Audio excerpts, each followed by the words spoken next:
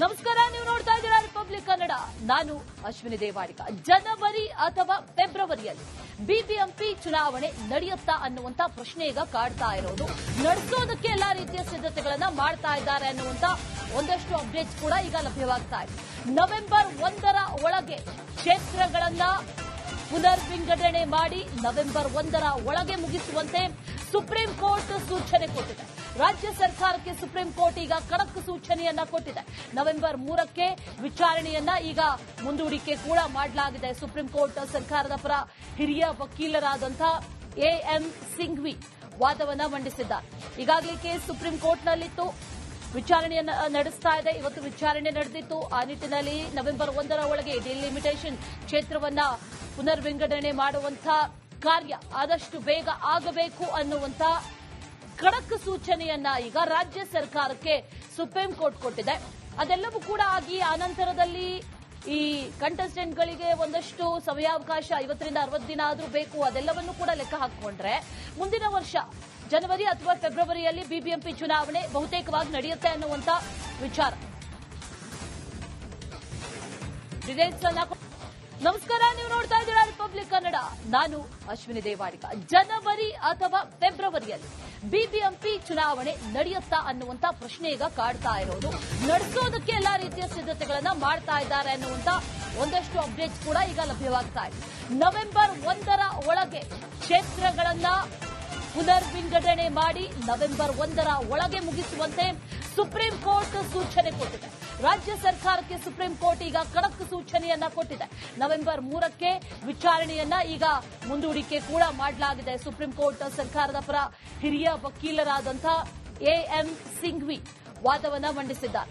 ಈಗಾಗಲೇ case supreme ಕೋರ್ಟ್ನಲ್ಲಿತ್ತು, ವಿಚಾರಣೆಯನ್ನು ನಡೆಸ್ತಾ ಇದೆ. ಇವತ್ತು ವಿಚಾರಣೆ ನಡೆದಿತ್ತು. ಆ ನಿಟ್ಟಿನಲ್ಲಿ ನವೆಂಬರ್ 1ರ ಒಳಗೆ ಡಿಲಿಮಿಟೇಷನ್ ಕ್ಷೇತ್ರವನ್ನ ಪುನರ್ ವಿಂಗಡಣೆ ಮಾಡುವಂತಹ ಕಾರ್ಯ ಆದಷ್ಟು ಬೇಗ ಆಗಬೇಕು ಅನ್ನುವಂತ ಖಡಕ್ ಸೂಚನೆಯನ್ನ ಈಗ ರಾಜ್ಯ ಸರ್ಕಾರಕ್ಕೆ ಸುಪ್ರೀಂ ಕೋರ್ಟ್ ಕೊಟ್ಟಿದೆ.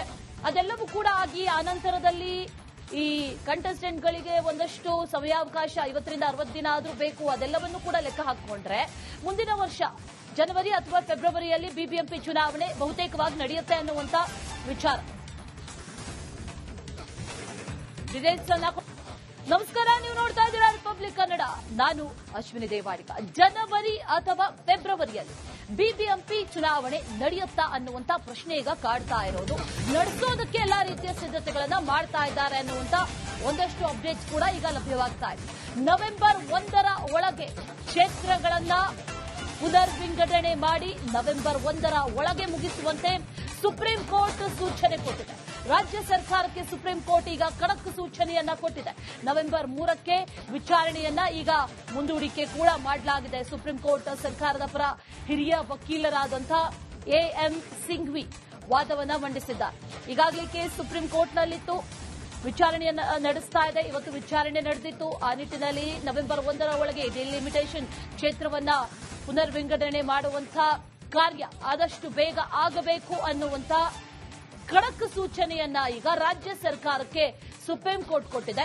ಅದೆಲ್ಲವೂ ಕೂಡ ಆಗಿ ಆನಂತರದಲ್ಲಿ ಈ ಕಂಟೆಸ್ಟೆಂಟ್ಗಳಿಗೆ ಒಂದಷ್ಟು ಸಮಯಾವಕಾಶ 50ರಿಂದ 60 ದಿನ ಆದರೂ ಬೇಕು. ಅದೆಲ್ಲವನ್ನೂ ಕೂಡ ಲೆಕ್ಕ ಹಾಕಿಕೊಂಡ್ರೆ ಮುಂದಿನ ವರ್ಷ ಜನವರಿ ಅಥವಾ ಫೆಬ್ರವರಿಯಲ್ಲಿ ಬಿಬಿಎಂಪಿ ಚುನಾವಣೆ ಬಹುತೇಕವಾಗಿ ನಡೆಯುತ್ತೆ ಅನ್ನುವಂತ ವಿಚಾರ. ನಮಸ್ಕಾರ, ನೀವು ನೋಡ್ತಾ ಇದ್ದೀರಾ ರಿಪಬ್ಲಿಕ್ ಕನ್ನಡ. ನಾನು ಅಶ್ವಿನಿ ದೇವಾಡಿಗ. ಜನವರಿ ಅಥವಾ ಫೆಬ್ರವರಿಯಲ್ಲಿ ಬಿಬಿಎಂಪಿ ಚುನಾವಣೆ ನಡೆಯುತ್ತಾ ಅನ್ನುವಂತ ಪ್ರಶ್ನೆ ಈಗ ಕಾಡ್ತಾ ಇರೋದು. ನಡೆಸೋದಕ್ಕೆ ಎಲ್ಲಾ ರೀತಿಯ ಸಿದ್ಧತೆಗಳನ್ನ ಮಾಡ್ತಾ ಇದ್ದಾರೆ ಅನ್ನುವಂತ ಒಂದಷ್ಟು ಅಪ್ಡೇಟ್ಸ್ ಕೂಡ ಈಗ ಲಭ್ಯವಾಗ್ತಾ ಇದೆ. ನವೆಂಬರ್ 1ರ ಒಳಗೆ ಕ್ಷೇತ್ರಗಳನ್ನ ಪುನರ್ ವಿಂಗಡಣೆ ಮಾಡಿ ನವೆಂಬರ್ 1ರ ಒಳಗೆ ಮುಗಿಸುವಂತೆ ಸುಪ್ರೀಂ ಕೋರ್ಟ್ ಸೂಚನೆ ಕೊಟ್ಟಿದೆ. ರಾಜ್ಯ ಸರ್ಕಾರಕ್ಕೆ ಸುಪ್ರೀಂ ಕೋರ್ಟ್ ಈಗ ಖಡಕ್ ಸೂಚನೆಯನ್ನ ಕೊಟ್ಟಿದೆ. ನವೆಂಬರ್ 3ಕ್ಕೆ ವಿಚಾರಣೆಯನ್ನ ಈಗ ಮುಂದೂಡಿಕೆ ಕೂಡ ಮಾಡಲಾಗಿದೆ. ಸುಪ್ರೀಂ ಕೋರ್ಟ್ ಸರ್ಕಾರದ ಪರ ಹಿರಿಯ ವಕೀಲರಾದಂತಹ ಎಎಂ ಸಿಂಘ್ವಿ ವಾದವನ್ನ ಮಂಡಿಸಿದ್ದಾರೆ. ಈಗಾಗಲೇ ಕೇಸ್ ಸುಪ್ರೀಂ ಕೋರ್ಟ್ನಲ್ಲಿತ್ತು, ವಿಚಾರಣೆಯನ್ನು ನಡೆಸ್ತಾ ಇದೆ. ಇವತ್ತು ವಿಚಾರಣೆ ನಡೆದಿತ್ತು. ಆ ನಿಟ್ಟಿನಲ್ಲಿ ನವೆಂಬರ್ 1ರ ಒಳಗೆ ಡಿಲಿಮಿಟೇಷನ್ ಕ್ಷೇತ್ರವನ್ನ ಪುನರ್ ವಿಂಗಡಣೆ ಮಾಡುವಂತಹ ಕಾರ್ಯ ಆದಷ್ಟು ಬೇಗ ಆಗಬೇಕು ಅನ್ನುವಂತ ಖಡಕ್ ಸೂಚನೆಯನ್ನ ಈಗ ರಾಜ್ಯ ಸರ್ಕಾರಕ್ಕೆ ಸುಪ್ರೀಂ ಕೋರ್ಟ್ ಕೊಟ್ಟಿದೆ. ಅದೆಲ್ಲವೂ ಕೂಡ ಆಗಿ ಆನಂತರದಲ್ಲಿ ಈ ಕಂಟೆಸ್ಟೆಂಟ್ಗಳಿಗೆ ಒಂದಷ್ಟು ಸಮಯಾವಕಾಶ 50ರಿಂದ 60 ದಿನ ಆದ್ರೂ ಬೇಕು, ಅದೆಲ್ಲವನ್ನೂ ಕೂಡ ಲೆಕ್ಕ ಹಾಕಿಕೊಂಡ್ರೆ ಮುಂದಿನ ವರ್ಷ ಜನವರಿ ಅಥವಾ ಫೆಬ್ರವರಿಯಲ್ಲಿ ಬಿಬಿಎಂಪಿ ಚುನಾವಣೆ ಬಹುತೇಕವಾಗಿ ನಡೆಯುತ್ತೆ ಅನ್ನುವಂತ ವಿಚಾರ. ನಮಸ್ಕಾರ, ನೀವು ನೋಡ್ತಾ ಇದ್ದೀರಾ ರಿಪಬ್ಲಿಕ್ ಕನ್ನಡ. ನಾನು ಅಶ್ವಿನಿ ದೇವಾಡಿಗ. ಜನವರಿ ಅಥವಾ ಫೆಬ್ರವರಿಯಲ್ಲಿ ಬಿಬಿಎಂಪಿ ಚುನಾವಣೆ ನಡೆಯುತ್ತಾ ಅನ್ನುವಂತ ಪ್ರಶ್ನೆ ಈಗ ಕಾಡ್ತಾ ಇರೋದು. ನಡೆಸೋದಕ್ಕೆ ಎಲ್ಲಾ ರೀತಿಯ ಸಿದ್ಧತೆಗಳನ್ನ ಮಾಡ್ತಾ ಇದ್ದಾರೆ ಅನ್ನುವಂತ ಒಂದಷ್ಟು ಅಪ್ಡೇಟ್ಸ್ ಕೂಡ ಈಗ ಲಭ್ಯವಾಗ್ತಾ ಇದೆ. ನವೆಂಬರ್ 1ರ ಒಳಗೆ ಕ್ಷೇತ್ರಗಳನ್ನ ಪುನರ್ ವಿಂಗಡಣೆ ಮಾಡಿ ನವೆಂಬರ್ 1ರ ಒಳಗೆ ಮುಗಿಸುವಂತೆ ಸುಪ್ರೀಂ ಕೋರ್ಟ್ ಸೂಚನೆ ಕೊಟ್ಟಿದೆ. ರಾಜ್ಯ ಸರ್ಕಾರಕ್ಕೆ ಸುಪ್ರೀಂ ಕೋರ್ಟ್ ಈಗ ಖಡಕ್ ಸೂಚನೆಯನ್ನ ಕೊಟ್ಟಿದೆ. ನವೆಂಬರ್ 3ಕ್ಕೆ ವಿಚಾರಣೆಯನ್ನ ಈಗ ಮುಂದೂಡಿಕೆ ಕೂಡ ಮಾಡಲಾಗಿದೆ. ಸುಪ್ರೀಂ ಕೋರ್ಟ್ ಸರ್ಕಾರದ ಪರ ಹಿರಿಯ ವಕೀಲರಾದಂತಹ ಎಎಂ ಸಿಂಘ್ವಿ ವಾದವನ್ನ ಮಂಡಿಸಿದ್ದಾರೆ.